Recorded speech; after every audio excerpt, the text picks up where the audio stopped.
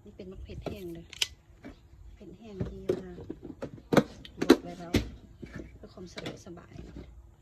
เผ็ดแห้งมาใส่น้ำต่ำ2 3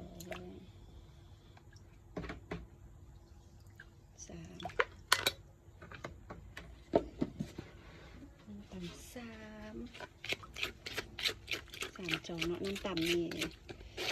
ปรุงไว้แล้วเด้อปรุงไว้แล้วน้ำต่ำนี่ใส่เป็นนัวน้ำตาลเคี่ยวปลาแดกเรียบร้อยสมะเขือเทศไปจ้ะสมักเล่นไปจ้ะ3 หน่วยมักเล่นนี่ซอยไว้แล้วเด้อ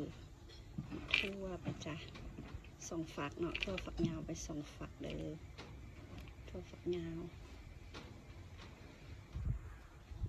สมะเขือไปจ้า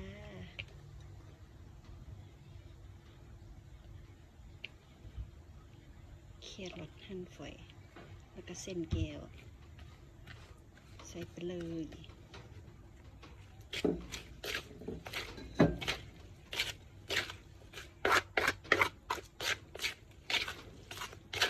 ไม่ได้มีอย่างยุ่งยากเลยนาวลงไปจ้ามักส้มหลายก็ใส่หลายมักส้มหลายก็ใส่นี่ค่อยมักส้มก็ใส่ไป2 บิ้งไป2 บิ้ง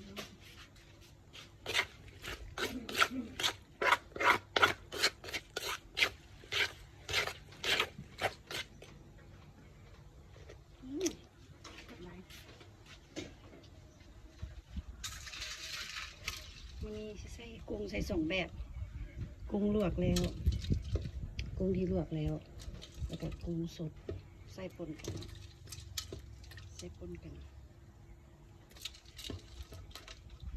ทั้งกุ้งสดแล้วก็กุ้งที่ลวกแล้วเด้อ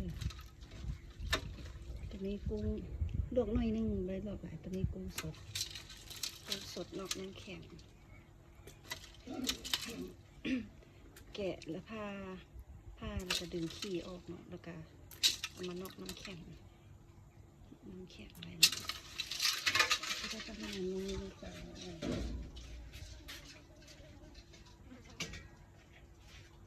แต่ว่ามันอยา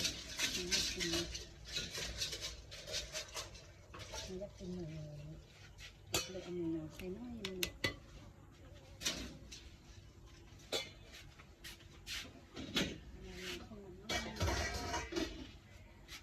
ว้าวได้เลย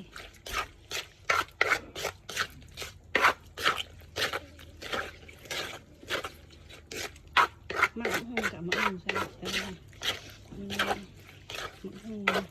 มะฮานหอมเลยไปเอามะฮุ่งใส่เนาะจะใส่มะฮุ่งนิดนึงมะละกอนะใส่มะละกอนิดนึงมันจะอร่อยมากๆเลยสูตรไผ่สูตรมันเนาะมักแบบใดก็ใส่แบบนั้นบ่มีสูตรตายตัว